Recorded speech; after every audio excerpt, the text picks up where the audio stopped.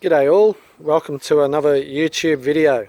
It's been a little while since I've done one now, but thought I'd drag the boat out today, fire the old Yamaha up and give it a bit of a run and see how things are going.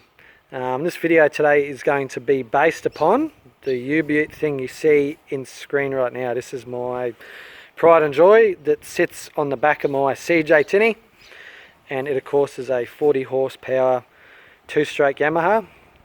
There's a million of these around. Everyone's seen a 40 horsepower two-stroke before. This is a 3-cylinder model as opposed to the 2-cylinder models or the CVs, which a lot of commercial fishermen use. There's plenty of the 2-cylinders around too. They're a lot better on fuel compared to these 3-cylinders, but they're a lot rougher too. These 3-cylinder models, they just go and go and go. They got plenty of power, very reliable, and they're just an absolute beast. So this is the 40.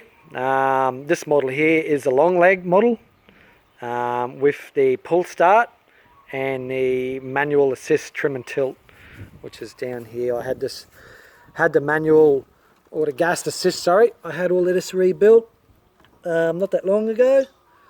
And look, I'd love electric trim and tilt. I really would, but at the same time, I've had that rebuilt and it works really well. I wouldn't say it's effortless, but it's pretty good. If there was only one thing I'd change about this outboard, it would certainly be electric start as well as having manual start. You know, electric start saves you pulling the thing. Yeah, she's reliable as you second or third pull most times. Even if it's, you know, been run, you know, just in the last week, you know, you could probably just do it on 2 pulls, but she's just out and out, just a reliable engine. Put fuel in it, put oil in it and run it. It's really clean inside. I'll give everyone a look inside. Really, this outboard has cost me nothing. I've had it for 5 years now. All up. There she is. As reliable as anything. All up, she's probably done about 250 hours.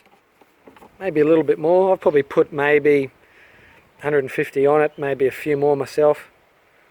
Been an absolute joy. But yeah, the only things I've really put money into this thing would be brand new kill switch, impeller, filter, fuel filters, spark plugs, and that's really been about it. I've serviced it every 100 hours, you know, taken it to an authorised service agent to look at it, run their eyes over it, and they've said the same thing. It's a really, really fit, really clean looking outboard for its age. Fuel filters down there. That's something I replace quite often. I definitely replace that every year, whether I use it 20 hours that year or no hours, I just replace it anyway. I don't run a water separator in it. You can actually buy a water separator, a genuine water separator, which fits under the cowling. That sits a little bit higher than that little one there, but to be honest, I've never ran a water separator. I try and keep things as dry as I can, and if I keep replacing filters, well, it's going to have clean fuel. 4-strokes have been, that's probably the other thing I thought I'd talk about. 4-strokes have been all the rage the last 10 years or so, and I've certainly thought about ditching this thing, selling it, and getting the 4-stroke. Probably the only reason why I haven't, and when I brought it also, is I thought, well, let's give this thing a run, let's see how good this thing really is, and I've had a 25 2-stroke before. This has just been so reliable, it's got plenty of power, it's not bad on fuel economy.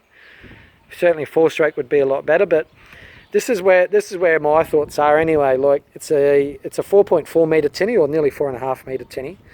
It weighs absolutely nothing. You know, it's got, I think, 2 or 3 mil bottom sheets, 1.8 mil sheets on the side. So it's not an overly heavy boat, and the 40 just gets up and goes. You know, if I wanted to get the same power out of a 4-stroke, I'd definitely have to go to a 50. If I had a 50 horsepower 2-stroke on this thing, man, it would just get up and boogie. But that's where I think a 40 is probably at its limit. You know, as soon as you start stepping over 40 horsepower with 2-strokes, you're going to notice fuel economy will go up. I think that's where the graph kind of really changes. I think 40 horsepower is the limits with 2-strokes. Anything under is 2-stroke heaven. Anything above 40 horsepower, well, you probably should be looking at a 4-stroke for fuel economy and everything else. But everyone raves on about service costs and everything like that. I still service this exactly the same I would a 4-stroke, you know, every 100 hours. You know, you're not saving that much really on service costs.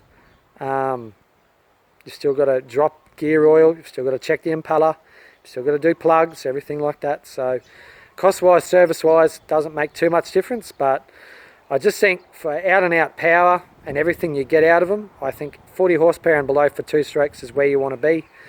I'll certainly be tempted if I put a 50 2-stroke on this, it's going to go really good, but if I go to a 50, I'm probably going to go to a 4-stroke. But let's fire this thing up. I haven't started it in a few weeks, so let's fire it up and see how she goes, show you how it works.